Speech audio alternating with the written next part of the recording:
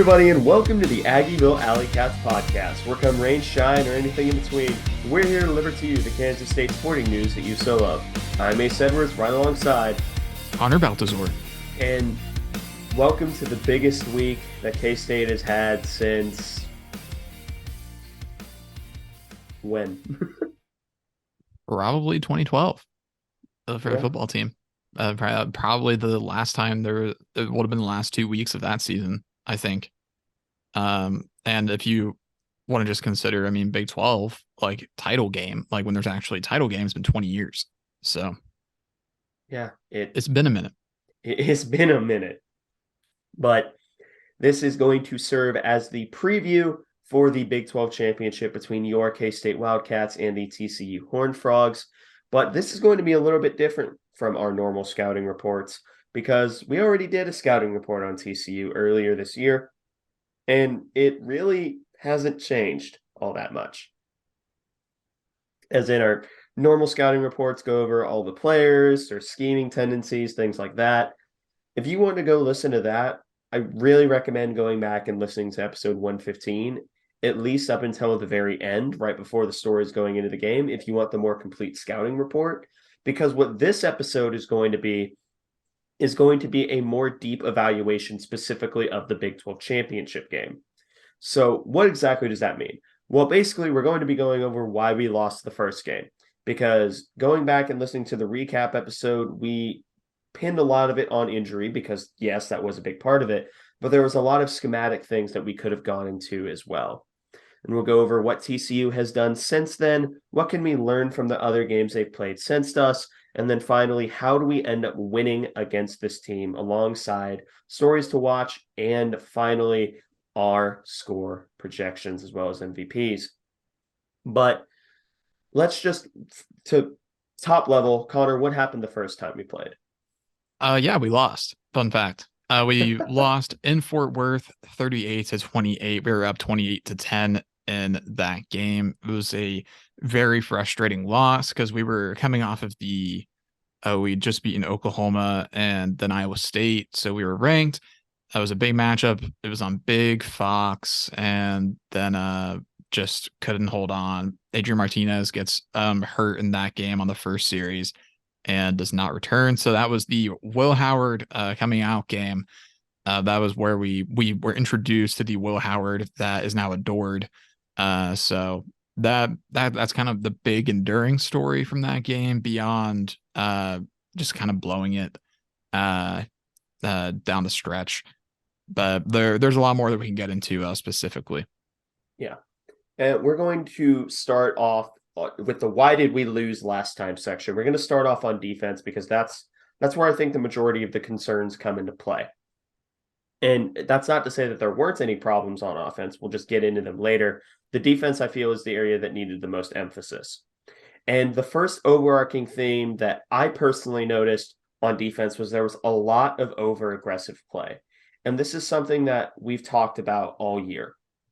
And it bit us against Texas Tech. However, against Texas Tech, it ended up not mattering as much because we got ahead so much earlier. But it even started biting us against KU last week, where we were playing this hyper-aggressive style of defense that we're known for, and it just wasn't working out in our favor. And that's why that's why we don't deal with counters well. And specifically, if you want to look at it from a pure schematic standpoint, in the first half and a little bit of the third quarter, we had our defensive end shoot inside and work the inside shoulder of the tackle so that way that they could push in that line from the other side. And what it's meant to do is it's supposed to create a clear lane for that weak or strong side linebacker to fill in so they don't have a body on them. So kind of think of it as setting a screen up in basketball. You're using the defensive end as a screen defender so that way the linebacker can break free.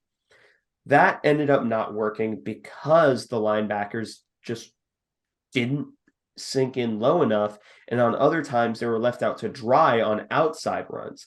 That's the biggest weakness of that technique of biting that defensive end down, is going to the outside. And it doesn't even necessarily have to be designed outside run. It's something that can be bounced to that side. The good news is that we ended up adjusting to that a little bit in the fourth, and their running game did noticeably take a little bit of a step back in the fourth quarter because we made that little adjustment. But that's still something that I hope we don't start seeing again. I hope that we don't end up deploying that strategy again, given how much it bit us in the first time. But Connor, you can give the thoughts on that as well as the next point. Yeah. That, like you said, I think that has been enduring throughout the season. At times is that we can be exploited for our over aggressiveness defensively. Texas Tech is one of the best examples of that, I think. At least one of the more obvious ones. We're kind of in that middle portion of the game, late second quarter, early third quarter. Their offense just started to slow their pace down a little bit in terms of how they're running each individual play. Like they just would wait a sec and just run more delayed handoffs, and we would just run past them pretty much. TCU, they also take advantage of our over aggressive play, albeit in a slightly different way. But again, a lot of that can be rectified through patience defensively and more letting the play come to you as opposed to trying to meet the play in the backfield. Because if you miss on that, then that's becoming a 6-yard game pretty much immediately. So, and they were anticipating that and they adjusted to it pretty well. Although we were able to counter it, but it was a little bit late by the time we did. But moving on to the next point, the screen game ate our lunch in this game. For the most part this year, we have seen a lot of screens thrown against this defense, and it's been very hit and miss on if they work or not. And it honestly seems like a half to half thing at times. I mean, even the KU game, they had a couple successful screens in the first half, but they tried a couple more early in the second half, and we made immediate adjustments for that. And they pretty much went away from it. So we're going to have to keep our eyes open for that, which, again, that's kind of leaving defensive backs on a difficult position at times, but that's just something that they have to get used to. When we're running such an aggressive defense, they are going to be left alone. But this is something that we can come back from. And some of it is just going to be running proper coverage against it, running proper alignment if they ever go bunch, because there are times where in the last few games that we've been in precarious alignments, I guess is the best way to put it. Yeah. But kind of putting ourselves at a disadvantage.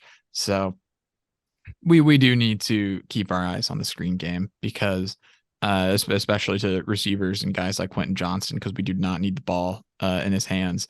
There was even a few that he dropped that could have been successful potentially in the TCU game, but we're going to have to make adjustments for that. Yeah. Yeah. On the screen game, they call a specific brand of slip screen with their running back whenever that you were right, by the way. K-State is exactly 10 they in the CFP poll. But we had a conversation before. Well, now you know that K-State is ranked 10 in the CFP poll. But the TCU has a big tendency on third and long. The primary play that they really want to call, if they are looking to get that yardage back, is a slip screen. So on third and long, it may be in our advantage to just step back a little bit, maybe not bring as much pressure as we're used to bringing. So that way we can keep eyes on the outside and make sure that we occupy the gaps and occupy the screen game just as well. And you can take the next point as well because of how much I talked about the over aggressive play and the DN scheming. Yep. The Kendre Miller point. One thing that we do know about him from our first encounter is that we are not going to be able to tackle sloppy against Kendre Miller, which again, our worst games of the year have been our worst tackling games. We think about the Texas game where the defense really struggled with open field tackling against Bijan Robinson. Granted, that could happen to anybody, but still, that definitely puts you in a worse position. And Kendre Miller, he's had a really, really fantastic season. He'll probably be first team all Big 12 when it's all said and done. He's got 16 touchdowns on the year. But he has been really good. And we're going to have to focus on containing him and gang tackling, either that or have a lot of faith in our defense to tackle better. And I would simply rather put two hats on him as opposed to chance it with one, at least when we can. But Kendrick Miller had a really good game against K-State. He had 153 yards and 2 touchdowns. That was to date his second best rushing performance on the year in terms of total yards. It was his most carries on the season for what it's worth. So he did have performances where his average was significantly better. But yeah, 29 carries against K-State was the most that he ran all year. So we're gonna have to prepare a lot better for him. Hopefully, Daniel Green being at least pretty close to fully healthy will be helpful to some degree with that. The defense, the front part of the defense is a little healthier than it was when we faced TCU the first time. The back half is not, but when it comes to containing Kendra Miller, Daniel Green being mostly healthy as far as we know should be a big plus in that department. But regardless, it's just another thing to keep track of with this TCU offense. They're very similar to how our offense has ended up this year, where there's just, you have to give up something somewhere to cover a bigger threat, and that just leaves something open. Like with our offense, there's plenty of threats. Colin Klein has shown a propensity to get the ball pretty much down the field, no matter what it takes. And game to game, we're seeing different guys thrive. So Kendra Miller, that's just another part of the TCU offense that our defense is going to have to plan for. But if we can, at the very least, be physical with him and not let him lean forward for the extra yard or two, that's going to help a lot. Now we just need to establish a tone really early with Kendra Miller and try and contain him, because he will probably get his regardless. But we need to, at the very least, not let him break a big one. Yeah, that will be a general theme, is just making sure that they don't end up with the big play, because Kendra Miller is really one of the better running backs in the conference. And as we said, to go back as to why, a lot of it has to do with his vision, which is why you need to be so disciplined in the running lanes and why overly aggressive play doesn't work. It really all does come back to just the level of aggression and how we need to either channel that aggression into a different way, or we need to take a step back a little bit. But next up is the Sam linebacker. In this case, it was Khalid Duke and a little bit of Des Purnell as well.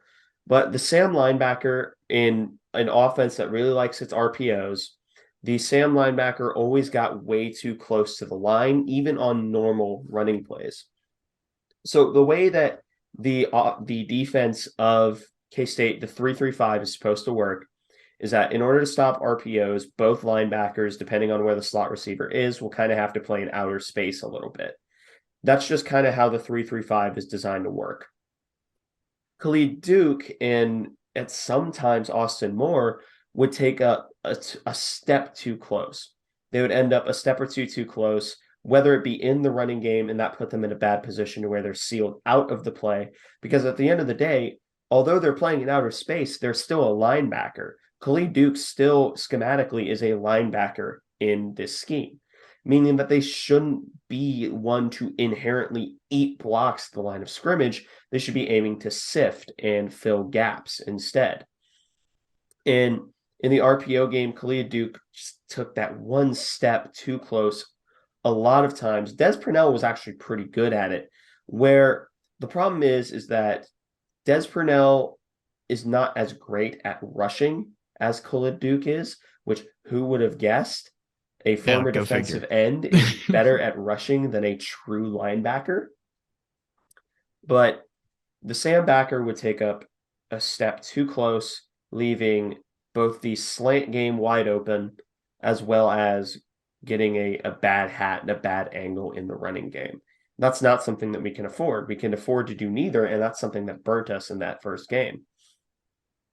And yeah, after this next one, I have one more thing to mention, but it's something that we could have guessed anyway. I just forgot to write it down. Yeah. Of course we did in our first recap we spent a lot of time talking about the various injuries that occurred.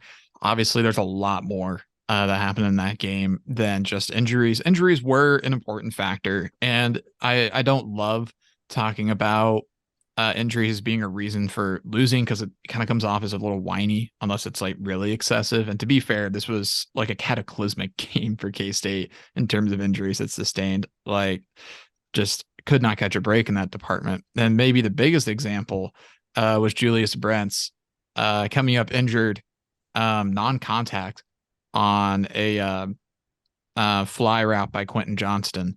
And that's a route where it ended up being a touchdown. And if Brents doesn't get hurt in the middle of that route, then TCU may eventually score on the drive, but it isn't that explosive play. And then we also get to have Julius Brents for the rest of the game. Granted, Jacob Parrish came in and was very admirable in relief, but still, we'd rather have future day 2 draft pick Julius Brents out there. No offense to Jacob Parrish whatsoever, because Julius Brents is just really, really good. That was a significant issue. Just that was a big turning point in the game that I don't think always gets looked at, because there's a lot of blame flying around in that game, most of it invalid. But that was a huge moment for that defense, because they were already down. I think Daniel Green was gone by that point. Did we lose? Yeah, we lost Daniel Green that game. We lost Daniel Green on I think the second drive. I think you're right. Yeah, it's been a while, so it's hard to recall. But losing Daniel Green, that's already really difficult. And so you're playing Nick Allen and rotating in Bo Palmer, and it's pretty difficult there. But then losing Julius, that is a huge, huge, huge loss for the defense. Luckily, he has been really good since then, and he's not really shown any signs of lingering injury.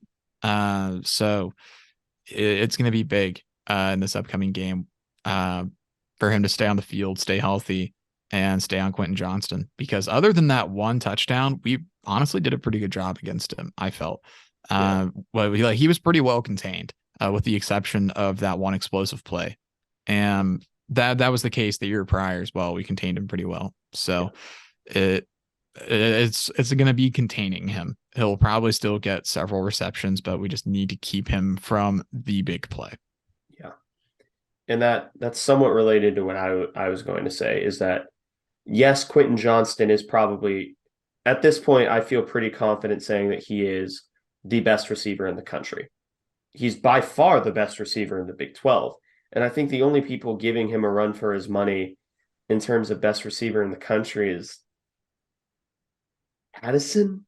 Probably Maybe? Addison, yeah. Addison, Regardless. Marvin Harrison Jr. Yeah. But which, by the way, that's still unfair that Ohio State consistently has 2 first-round draft pick receivers, and the first-round draft pick receivers are still never the best ones on their roster. Jackson Smith-Njigba was their best receiver talent-wise last year, and now it's Marvin Harrison Jr. It's not fair. It's cheating. It's really not, and I do not like it one bit. But that is just life with Iowa State. Yeah. Or Ohio State, not Ohio State. Yeah, goodness gracious. But Quentin Johnston, yes, he is the best receiver in the country, but they also have Savion Williams. Savion Williams has come on really, really well in these last couple of weeks since he's faced us. Savion Williams he's probably the one evaluation that's changed the most. In fact, he's probably the only one that's changed in any significant way, because Savion Williams has developed his contested catch abilities a lot more, and he's using his size a lot more.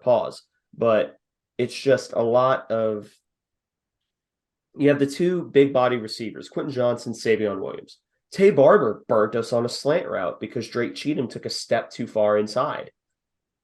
And that's just not, this is going to be a game that comes down to 1 or 2 plays. Because look back at the first game. Julius doesn't pull his hammy. That makes it a 31 to 28 game. Then we hit 1 field goal. It's tied. And this isn't going to be an easy game. It's going to be a slobber knocker, knockdown, drag out fight. And it's going to come down to who makes one mistake and who makes one more mistake than the other. DBs are going to have to be on their game. And they are going to have an even better performance than the amazing performance they had in Fort Worth. And that's going to be the next thing of, well, now we can move on to the offensive side of the ball. That sounded like a weird transition, but I kind of talked myself into a corner. But next up is on offense, and there's not as much because I don't think the offense was really the issue. And even when the offense could, quote unquote, be called the issue, it's an example of, 3 inches here from a touchdown, Will getting hurt, things like that. But most of the issues fall in the second half. The main issue is that TCU adjusted to our counter game. They started playing our counter a little bit more disciplined. They started filling and sealing the gaps a lot better. They started playing zone runs a little bit better. And the moment they started doing that, our offense didn't fall apart. It didn't. But at the same time, it made it a lot more difficult for us to run, and that's still a big part of our identity. We want to establish the running game, and we want to have the linebackers be threatened so we can operate over the middle of the field.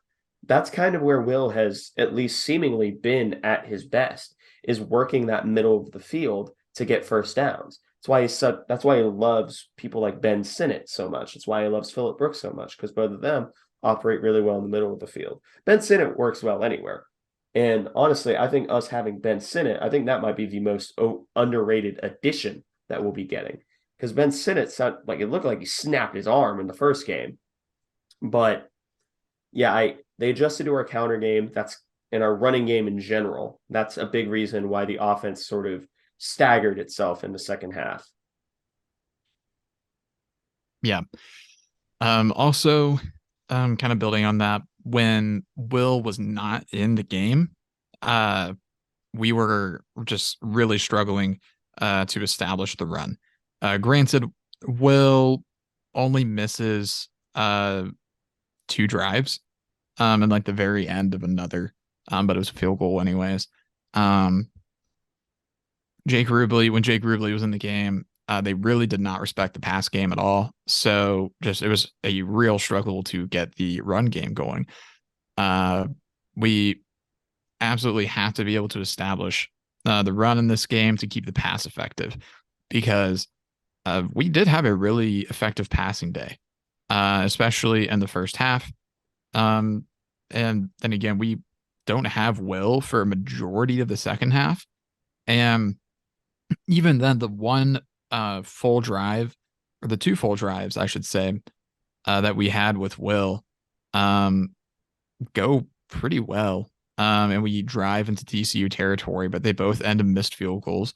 And yeah, on that last play, on the second to last drive for K-State, he misses Cade Warner, who breaks open by inches for a touchdown there. And then we miss a 40-yarder for a field goal.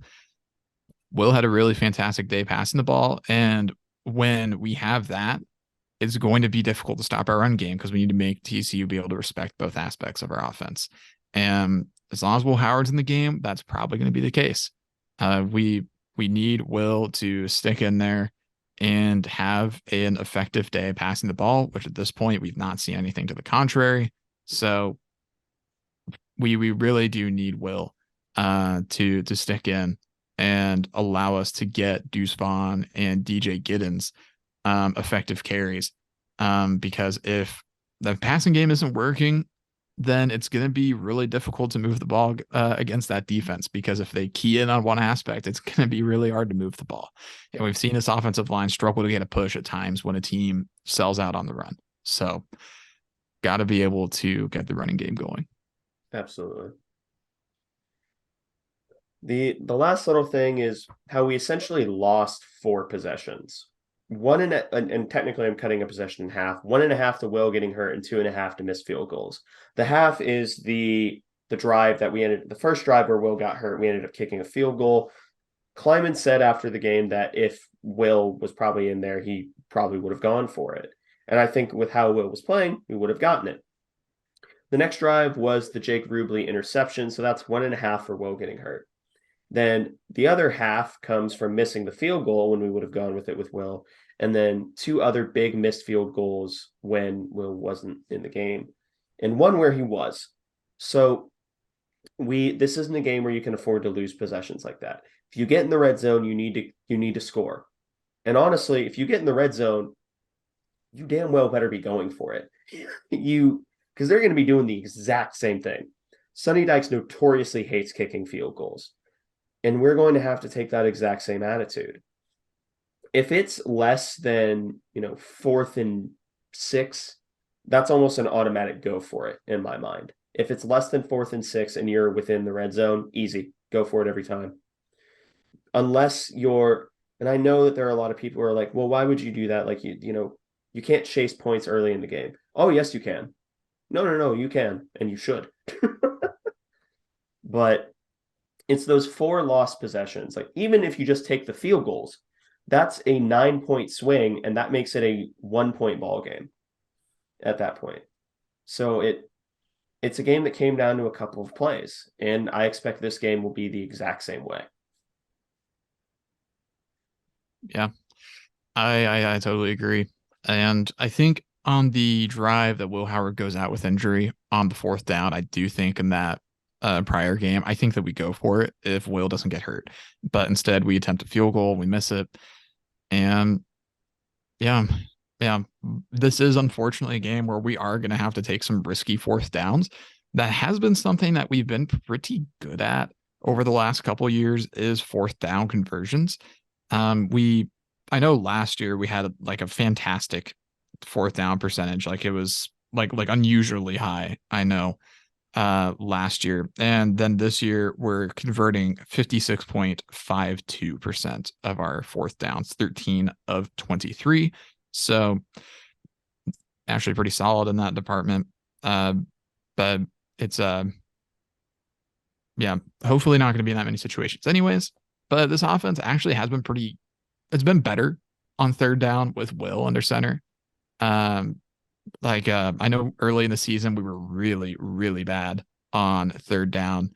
But it's been pretty good since Will has taken over. Like most of the games he's been the guy have been hovering around 50% on 3rd downs, which is what you want to see. So yeah, I don't have much else to add to that, I guess. Yep. So, Connor, you can take this entire brick here. What has TCU done since our game with them? Yep. So since then, they, of course, have stayed undefeated. We know that obviously since they sit near the top of the college football playoff rankings. I think they're now number 3, They're most number 3 likely. now. Yeah, as they should be, and they've earned that spot. But it's been a tough road to get there for TCU. They've had some scares, some games that were closer than they should have been. In fact, most of their games have been closer than they should have been, with a couple of exceptions.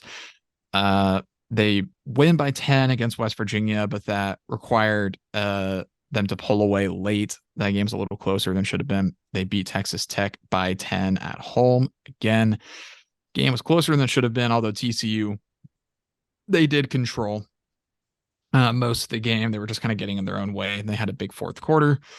They beat Texas on the road in a tight one. They beat Baylor by the skin of their teeth, to the point where they probably should have lost to Baylor, but Baylor was not able to put away the game. They led by 8 with 10 minutes to go, and they led up until the final seconds when they had their fire drill touchdown, and they just absolutely demolished Iowa State last week. Although that is a bit of a red herring scoreline. They did have 2 pick sixes in that game. TCU did, and they only had 377 yards of offense, which is good. And they were 3-3 on 4th down. So I'm not taking anything away from that. They still would have won this game, obviously, but probably not with a margin as big as we saw. So they were gifted some pretty light fields from Iowa State as well. They're notoriously awful special teams unit at Iowa State. So yeah, they've played mostly close games this year, kind of reminiscent of the 2011 K-State Wildcats, with the exception being that TCU has been able to close out all of those games, whereas K-State did lose 3 that year. So yeah, this is a very high quality TCU team, but they've been in a lot of close games. So they're good. They're explosive. They're going to be tough to beat, but they are definitely mortal. I guess is the best way to put it. This is not an invincible undefeated team. K-State really let it slip away from them the first time they played. So what can we learn from these other games? Ace, did you want to take these ones or a few of them? I'll take the first one. All right. And there's a third one that I'll mention as well. Actually, no, that one fits more in the last category. But the first thing that they've learned is in terms of schematics, their defense doesn't deal well with flood concepts or bootlegs for that matter. That's kind of the main reason why Baylor was so successful against them, was because they were willing to use moving pockets. They were willing to get Blake Shapen outside of the pocket. They're willing to use flood concepts that take advantage of TCU's tendencies, and that's their tendency to give up leverage. And, Ben Sims was a pretty solid weapon, as well as pretty much everyone else that was on the receiving core for Baylor. And it was just their willingness to use different types of flood concepts and putting defenders in conflict that really helped Baylor a lot. And as far as I know, they're the main school. They're the main school that's been using a lot of those flood concepts, because Iowa State, I know, doesn't have them in their playbook. Texas, I think Sark thinks he's too smart to do that a lot of times, or at least do it as often as Baylor does. We didn't do it that much because that's not we don't run a wide zone offense, so you could argue that it doesn't work as well. But still, even when they weren't setting up the wide zone, the boots were still open for Baylor. And Tech is too busy running 18,000 miles an hour to really set up anything like a boot. So they don't deal well with boots and flood concepts. And I think that's something that Colin Klein will notice and will take advantage of. And the moment they try to adjust to that flood, I think that especially if we're running the flood to the backside and the weak side of the running concept, strong side passing formation, I think that that'll leave a lot of lanes open for the running game as well. Yeah, I think that you're onto something with that. And it is worth noting that Baylor, even though they only had 28 points, they put 500 yards of offense up against this TCU team. And frankly, Blake Shapen honestly cost them the game down the stretch. Baylor was really effective running the ball.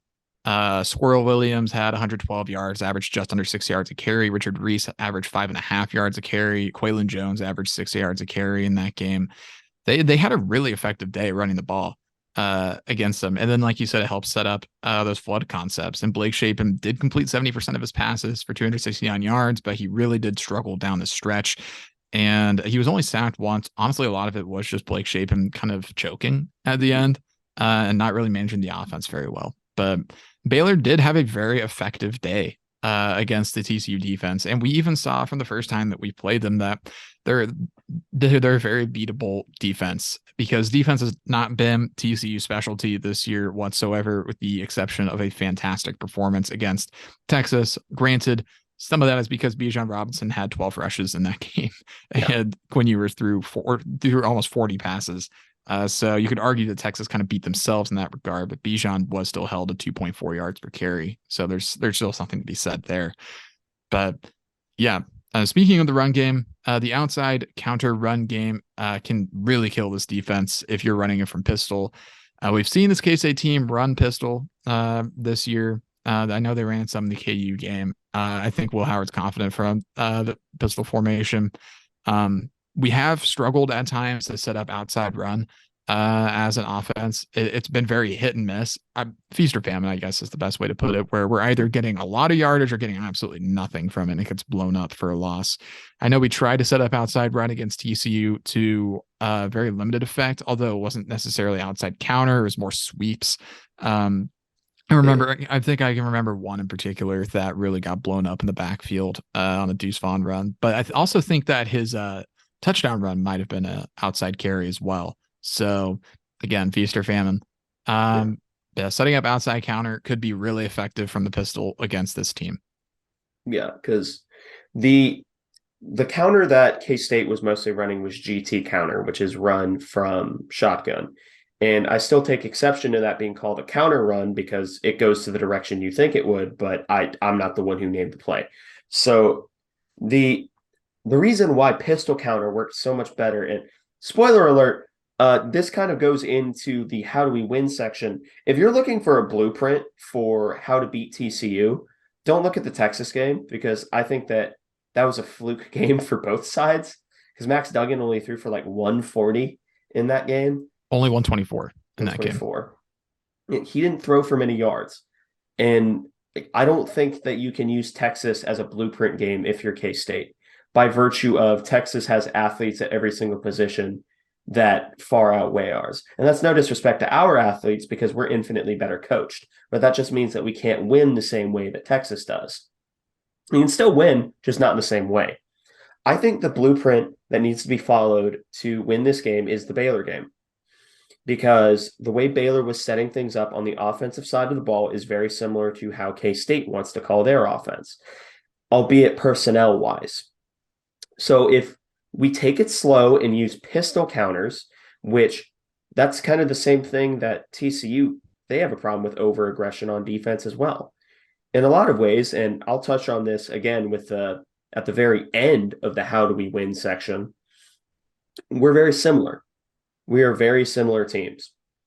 But I think that if we run a lot of pistol counter, or not even a lot of pistol counter, but just a little bit more, maybe run it, 3 to 5 times in a game, and you'll get some pretty solid gains from it. So that leads to we've told you what went wrong in the first game and what TCU has done since. How do we win? I think that's the most important question. That's the question that everyone who's listening to this episode probably wants to know. Now, first things first, despite how much I was on the Andrew Coker train last year, Andrew Coker is their weak link on the offensive line at right tackle. So I think to get pressure, the best way to do so would be to, on more obvious passing situations, or they obviously have analytics, they have data analysts at K-State, so they can know when they're more likely to pass. On more obvious passing situations, I would overload the line to Coker's side, put him in conflict, force him into one-on-ones, or force them to slide protection to his side, so that way an easier rush can be made off of the counter side. Either way, Andrew Coker is the weak link on the offensive line, and I think if we are to get more consistent pressure than we did in the first time around, albeit with a somewhat battered defensive line, it starts with attacking Andrew Coker at right tackle. Yeah, I think that that's true, which it is really interesting how far he has fallen from last year. Granted, Andrew Coker's best game of the season, according to PFF, was K-State, and it's not even close. All of his other games, besides K-State, he never did better than, I should say, all of his games against Power 5 competition. Never did better than 70.2. And that was against Texas Tech. K-State, he graded 89.5. So he had a really effective day, did not give up any pressures or sacks in that game. So K-State is going to have to find a way to effectively attack Andrew Coker because other than that, this year he has very underwhelming numbers for the most part, mostly hovering in the 50s and 60s for his grades, which again, that's just one side of the coin. But even on the tape, Andrew Coker has not been effective as effective as he was last year. So we're going to have to find a way to exploit that weakness for TCU because, I mean, there's going to be guys that just, or we're not really going to be able to really attack as effectively as we get a guy like Andrew Coker, like Steve Avila, we're probably going to struggle with in pass rush just because he's really good. Brandon Coleman is really good as well. We're going to have to find a way to take advantage of Andrew Coker at right tackle. So it'll be not Felix going up against him. So Brendan Mott and Nate Matlick are going to have to find ways to be effective. Maybe even Khalid Duke a little bit. We have seen him move down to defensive end a few times. So who's to say we won't see him at the end for a few snaps and at Desmond Purnell and at Sam. Yeah. the next point, and it also it extends to the offensive side of the ball as well. I just Yeah. forgot to write that down. Yeah. So beyond Andrew Coker, um, we have to stay patient this game. This is something that we talked about a lot earlier. Uh, being patient, or I should say, being very aggressive has hurt us in the past this year, defensively, especially. Like the Texas Tech game, TCU game, being overly aggressive has harmed us at various times throughout the season. And we need to be able to remain patient as a defensive front unit and not get overly ambitious in our attempts to take down Kendre Miller or Max Duncan in the backfield. I mean, I understand the allure of a tackle for loss because that's a big momentum shift. It's demoralizing, but we cannot play into their hands in that regard because there have been, I mean, Texas Tech, again, great example of a team that takes advantage of our predisposition to being very aggressive. So we need to be more disciplined and more patient in that regard. And offensively, we need to do the same thing, partly just because we don't want TCU to have the ball for as long. This is at times maybe going to feel like a Snyder era possession battle, or maybe even a pre-Klein possession battle, unless he really feels confident in how the defense is performing. But even then, you don't want to give TCU more chances than you have to. Yeah. That's if there's one thing that I could underline, circle 5 times, bold font, make it 18 points bigger in terms of font on the sheet than I could anything else, it would be stay patient. It would just be play your game. Don't let them sucker you into playing theirs. Don't let them trick you into giving them more possessions. Bleed the clock as much as you can. Run as many plays as you can. Don't worry about trying to play their game and match explosive play for explosive play because we're not built like that. We're not built like that. Like, as much as we have so many explosive pieces, we have Malik, we have Deuce, we have Ben Sinnott. In a way, us using them in the same way that TCU uses their Quentin Johnston, their Kendre Millers, their Tay Barbers, in a way that works to our disadvantage because Malik Knowles is not Quentin Johnston. Ben Deuce Vaughn is better than Kendre Miller in the passing game, but Kendre is an amazing runner in his own right. Tay Barber is a threat out of the slot. Ben Sinnott's a threat everywhere, but at the same time, it's just take it slow. Don't feel the need to get into a rush, and also don't ever feel safe in a way. Play confident, play patiently, and play like you're in control. Don't let this get into a game where you have to play with your hair on fire. Yeah. Yeah. We can say that as many times as we want, but it loses its effect at some point. Yeah. Just because, yeah, staying patient is going to be huge in this game, especially defensively, but on both sides of the ball. Yep. But yeah, moving on to the next point, do not give Quentin Johnston any free leverage. We have to stay in his hip pocket, not to either side of him.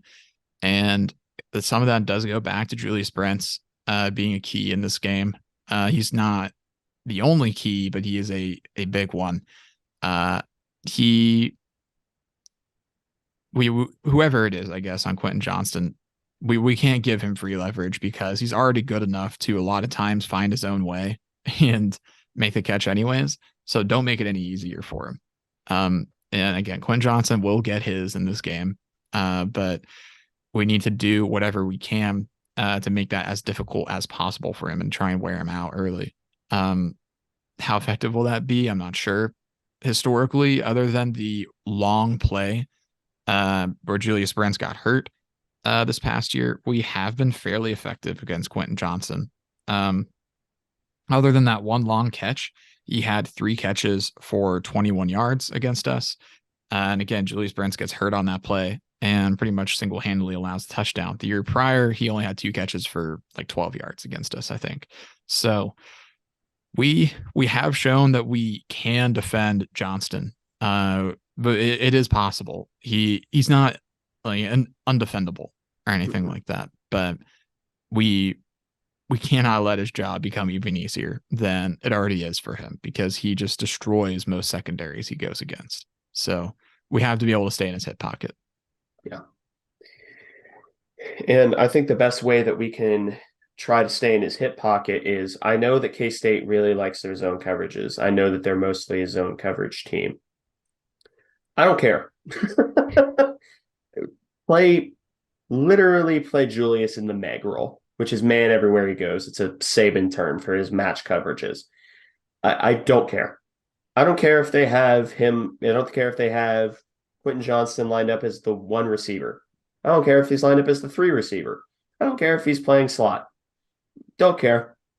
I want Julius Brents on him and in press as much as possible. Because I think that Quentin Johnston, he's an amazingly physical receiver. And I know that he can break press, but how quickly can he do it? And when he does break press, can he shake you?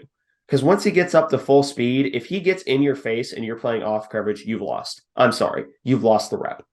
The moment he gets in your face on his own terms, you're dead. You're screwed. It doesn't matter how good you are.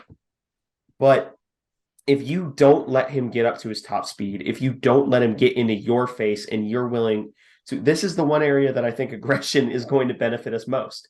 And we have already preached, stay patient, stay patient. This is the one exception. Get in Quentin Johnston's face. Bully him. Try to bully him. And if he tries to bully you back, you try to beg for the PI call for between both of you. Call it a 50-50. I don't care. Get in Quentin Johnston's face.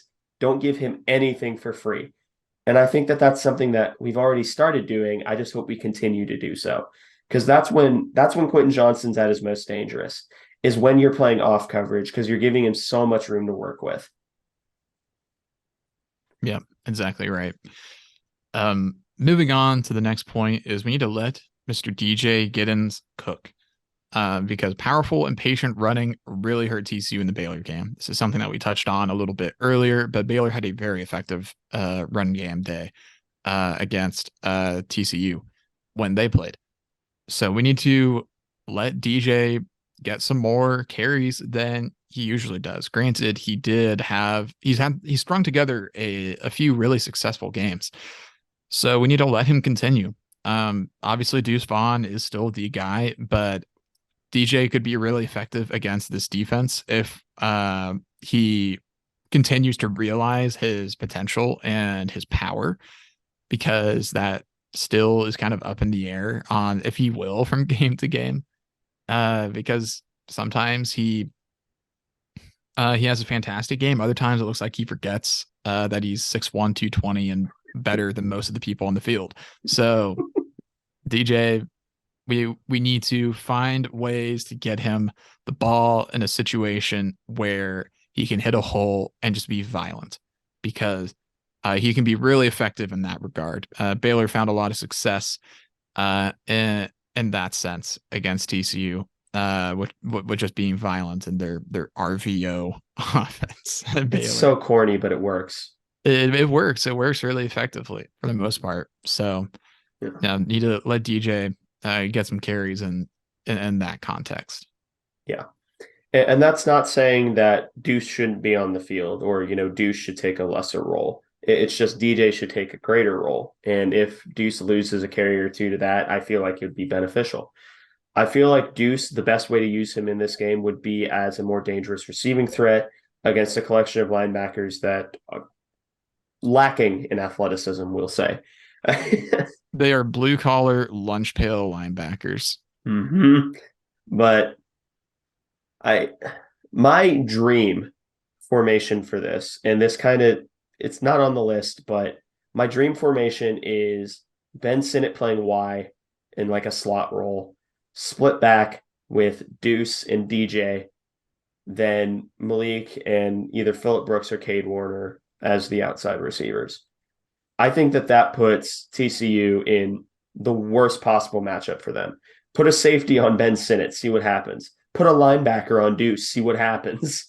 Leave a light box for DJ, see what happens. I think that is the formation group. I don't think we see it all game. I don't think we base out of it, but I think in gotta have it downs, I think that that's something that we can take advantage of. Whether or not we do remains to be seen.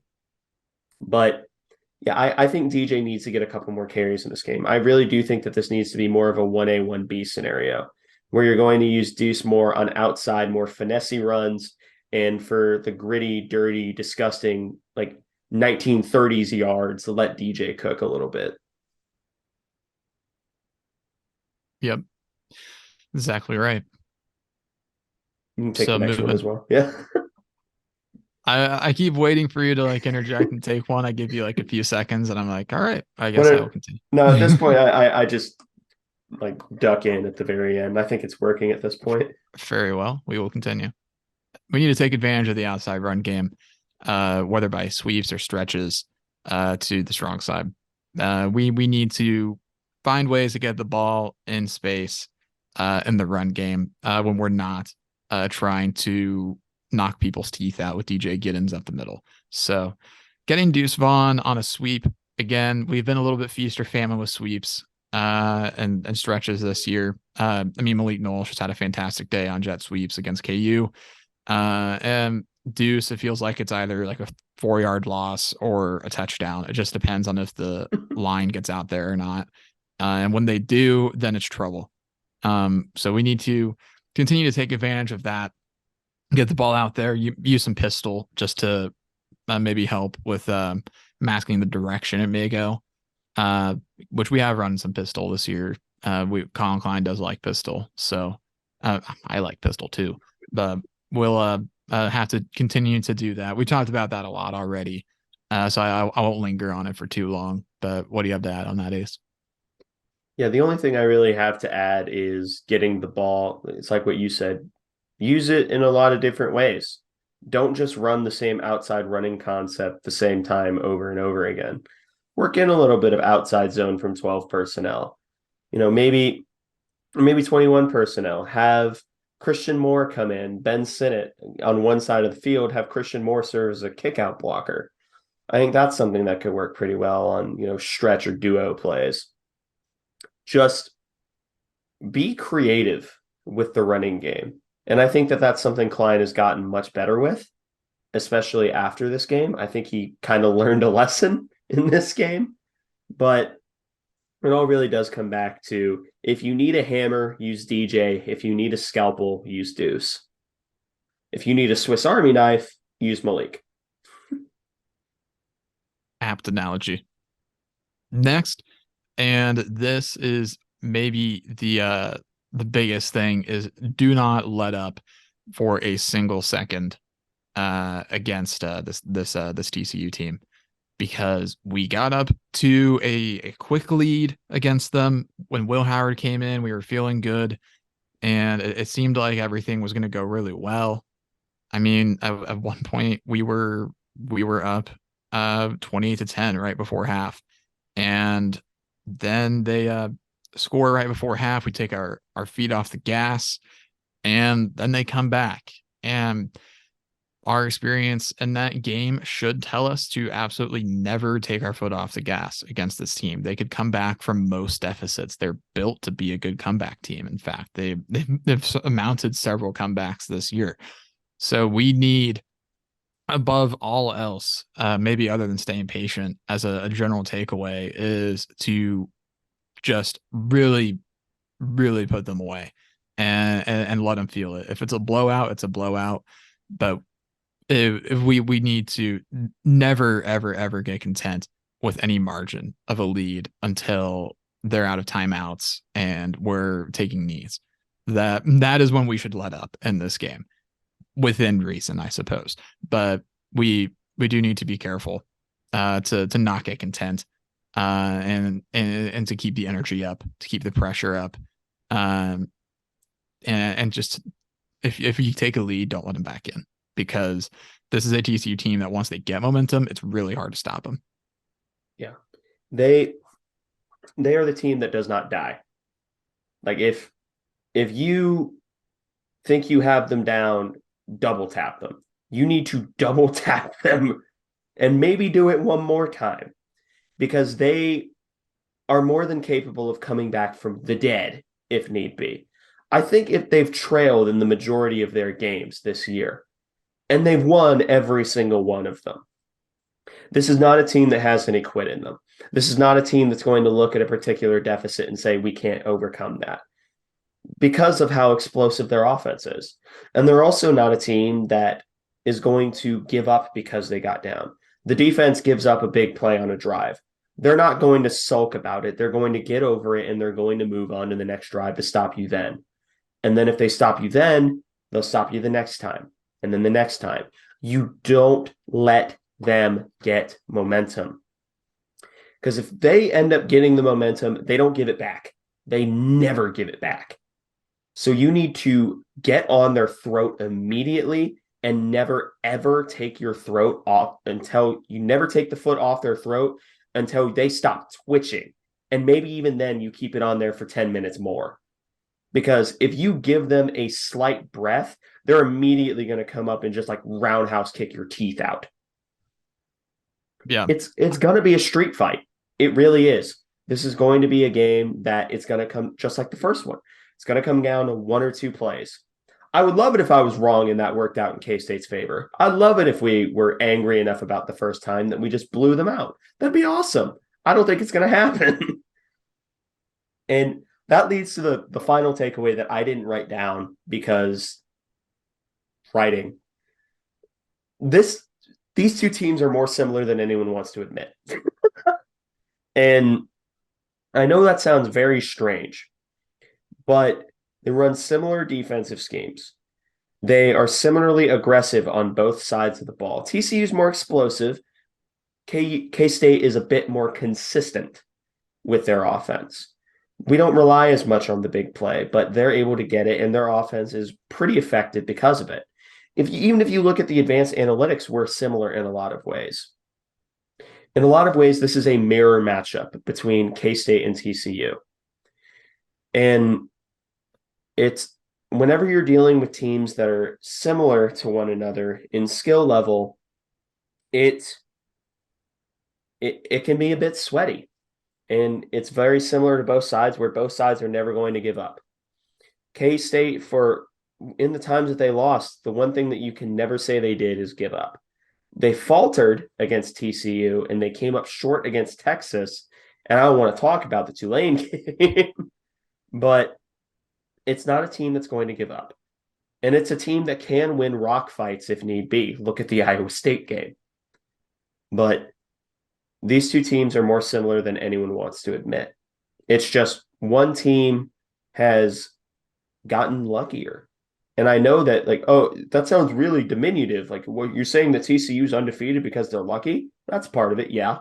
There's nothing wrong with being lucky. A lot of times it's better to be lucky than good. But I feel like I've exhausted this point. Do you agree or like disagree with it? Am I just crazy?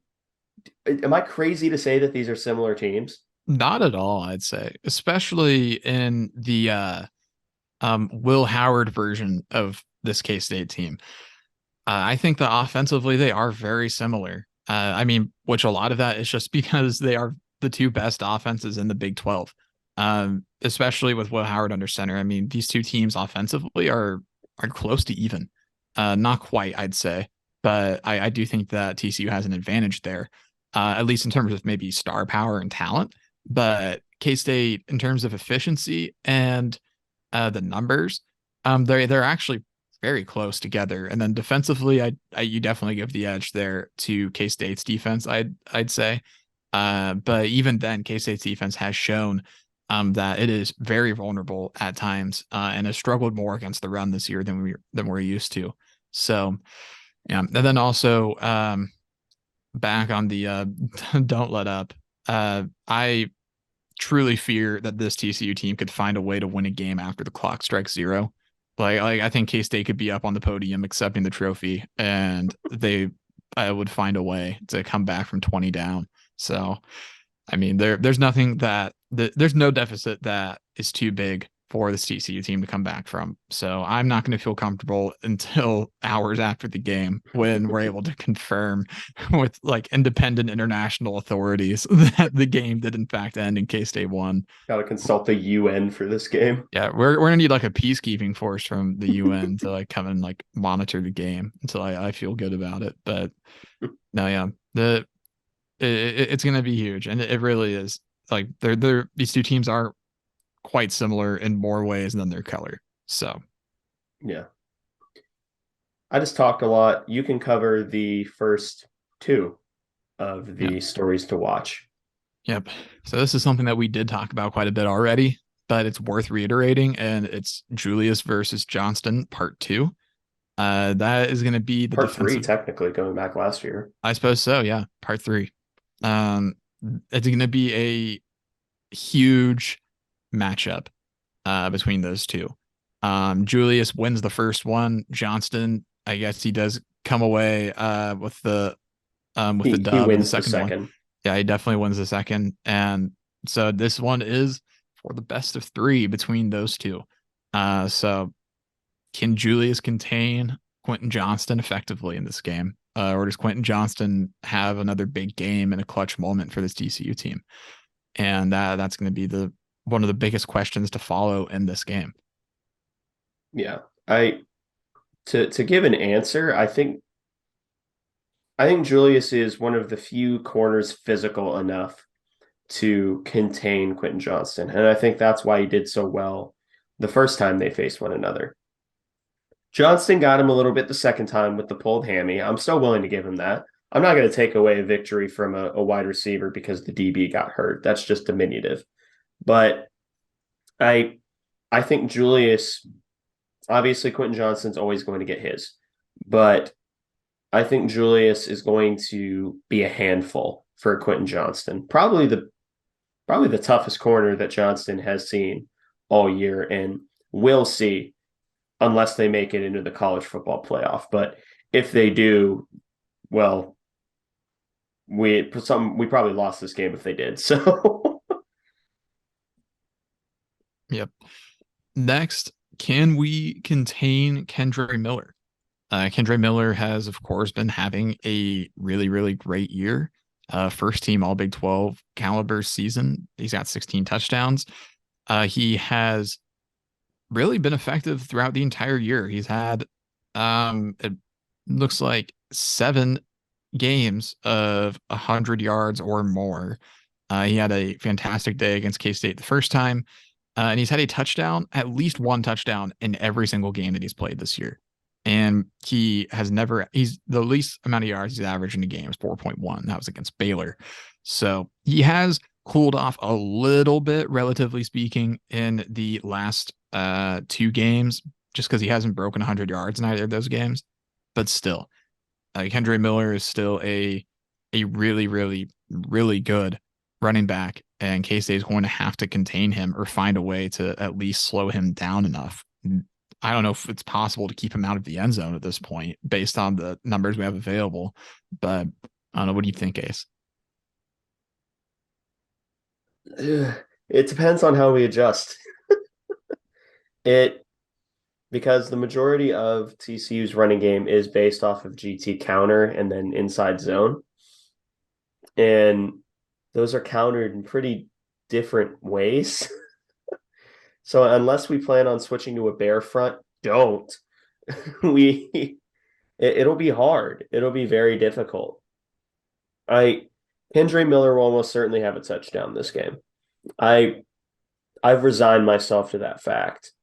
But at the same time, if we can keep him just to the 1 touchdown and then keep him below 120, I'll be feeling really good. Yeah. Yeah. Keep him to the 1 touchdown, keep him maybe under 100 yards. You have to feel good about that if you're the K-State defense. But even then, it's less likely that that'll happen than the opposite based off of the rest of the season. So, because he has more often eclipsed 100 than not, and he's just been an all-around effective and dangerous running back this year. So, and above all, very consistent. save for a handful of outlier games, he has consistently been above 100 yards for most of the season. So finding a way to at least slow him down would be huge. Yeah. Next up is this will be a second half game. This isn't a game that you can leave after halftime, no matter what the score, because recently it's this is going to be a game of K-State's defensive adjustments and TCU's offensive adjustments. K-State's defense, especially in the second half, recently has been amazing. In fact, you could probably use the TCU game as a marker for when our second half defense became elite. But TCU's second half offense has also been consistently pretty elite, and it's been doing it all year. So this will be a game that it's not decided in the first half. It's decided on who adjusts better. In fact, I think you could make an argument that the person who is leading at halftime loses the game. I'm not going to 100% commit to that, but if you told me that happened, I would be 100% unsurprised by it. Yeah. I mean, that is a good way to put it. The TCU game kind of is the line in the sand for this K-State team on when they did become more effective in the second half. The Oklahoma State game was right after. Obviously, it's a shutout. The Texas game, they were considerably better defensively in the second half. Baylor, they were great the whole game, but the second half they still locked down. West Virginia definitely improved in the second half, and same for the KU game.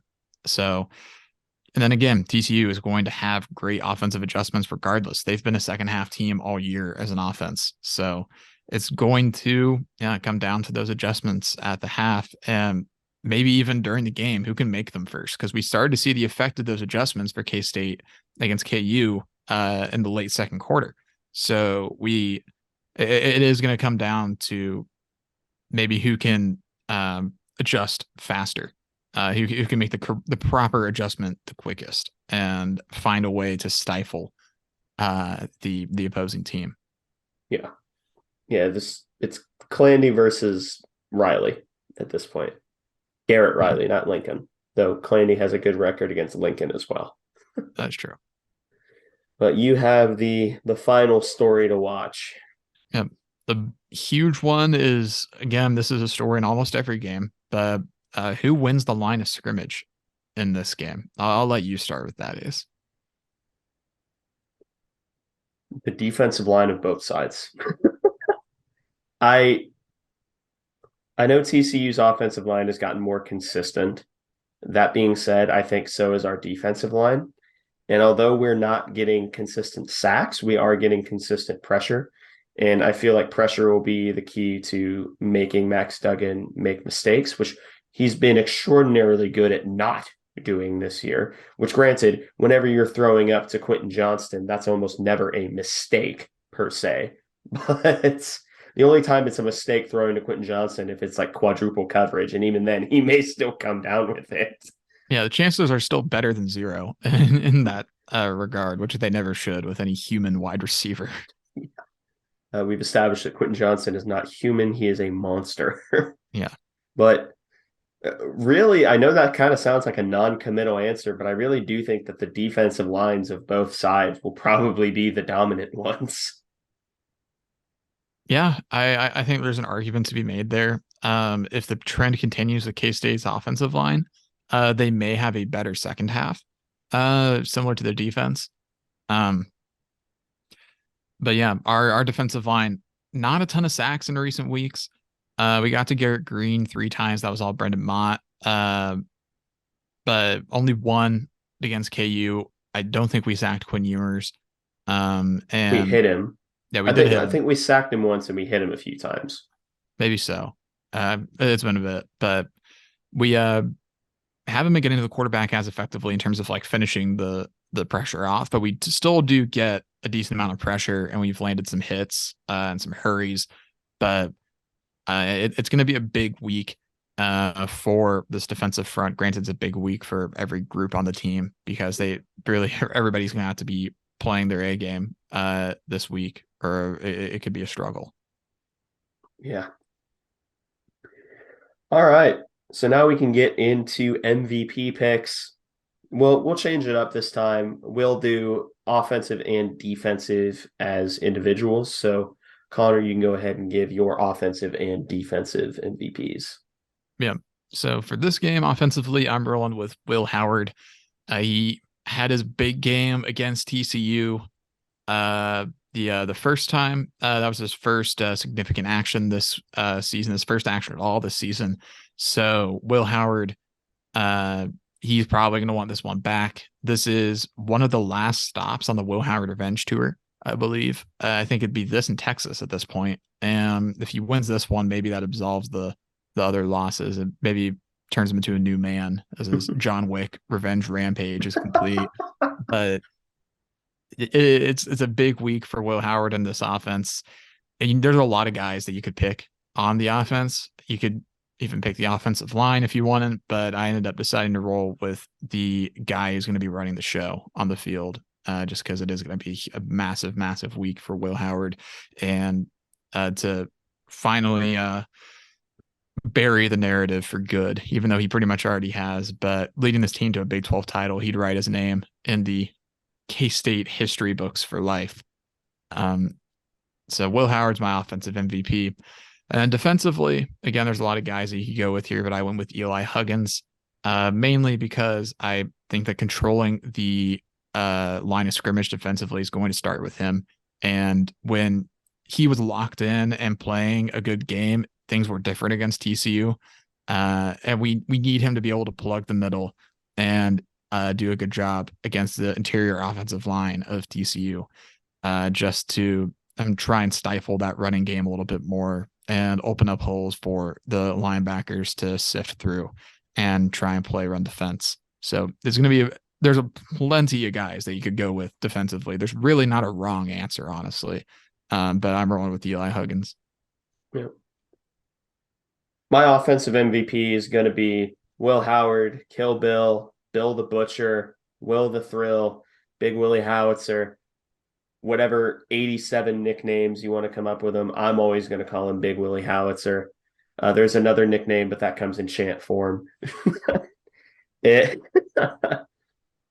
But I think that this is going to be another big week for Will, because this is going to have to be a game where I think that we're going to have to lean on the pass to establish the run. And I know traditional wisdom, this says the inverse, but I really think that if this offense is to get going, I do think it is on the back of Will Howard.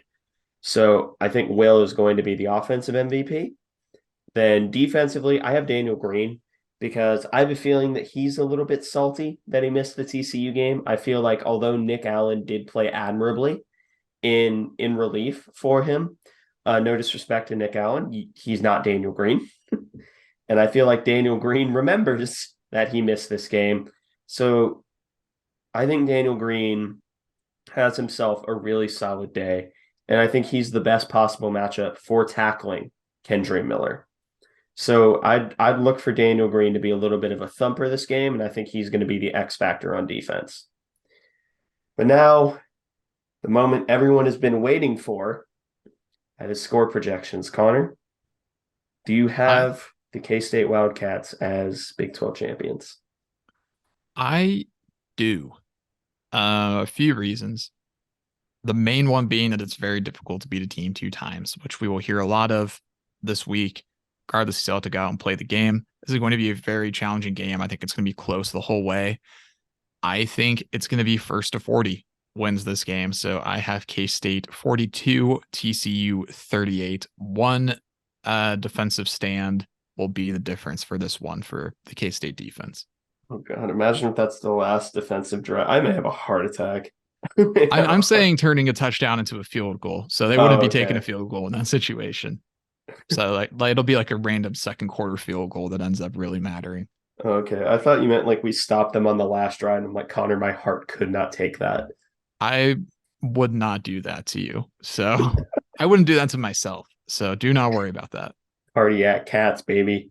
I'd rather not, but we may not have a choice. Yeah, you're probably right. Yeah, I also have K-State as your Big 12 champions for the 2022 football season. I have it by a score of 38-31. I think that is a late score. I think that we enter the fourth quarter tied, 31-31. And then K-State drives down the field midway through the fourth quarter, scores a touchdown, and unfortunately I do have it coming down to a last-second defensive stop for K-State because I know this team and I know that they will not pass up an opportunity to either make me feel intense pain or to make me almost have a heart attack. But obviously this is a K-State pod, so you could argue a little bit of bias, but I truly do believe that, and it's not because of the old adage of it's hard to beat a team twice. Because if you play the exact same game and exact same team twice, okay. But it's a coin flip. This game really is a coin flip. You look at FPI, you look at what Stats of War does, which although he's a TCU fan, he does really great stuff with analytics. You look at what's the other one? S&P? No, not S&P. SP Plus, I think. SP Plus. Yeah, S&P is this mutual fund or something. It's a securities thing. But pretty much everywhere you look has this game at like 46-54 in favor of TCU.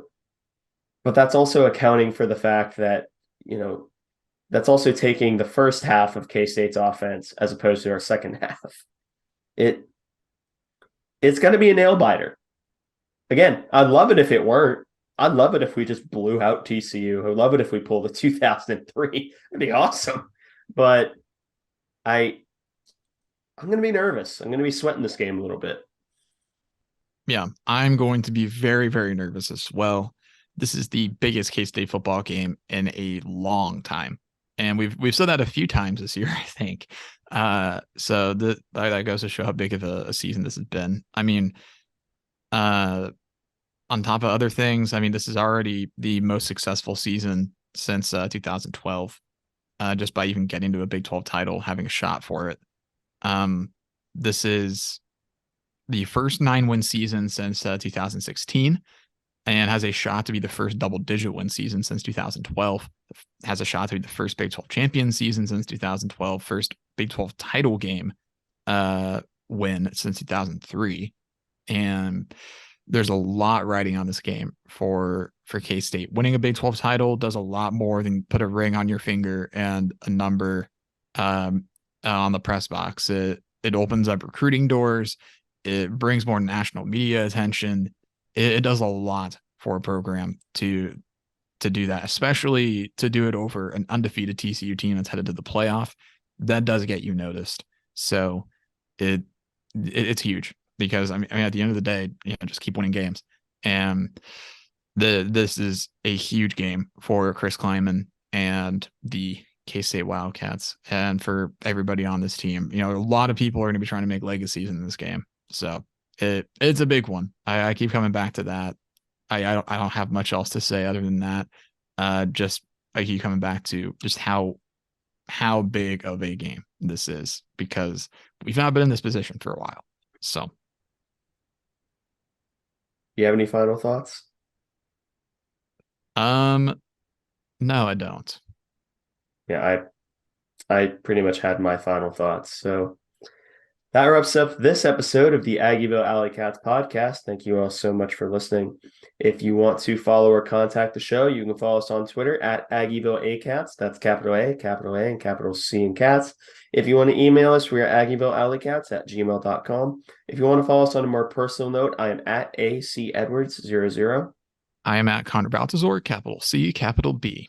And if you want to support the show financially, please be sure to check out the official Aggieville Alleycats merch store, where you can find such designs as the staff-approved Doomtang Clan, Play Sandstorm Cowards, and Neon Alleycats. But most importantly, thank you all for listening to this episode of the Aggieville Alleycats podcast, where come rain, shine, or anything in between, we're here to deliver to you the Kansas State sporting news that you so love. Stay safe, Alleycats, and let's go get a Big 12 championship, huh?